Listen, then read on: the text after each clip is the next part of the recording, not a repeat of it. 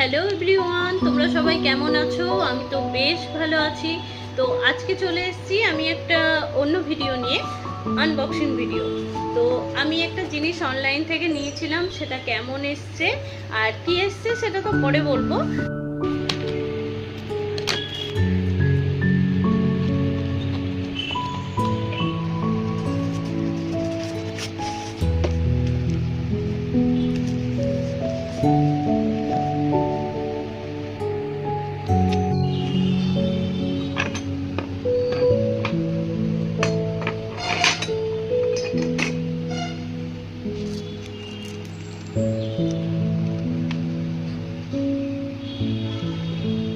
তো আমি যেটা আনবক্সিং করলাম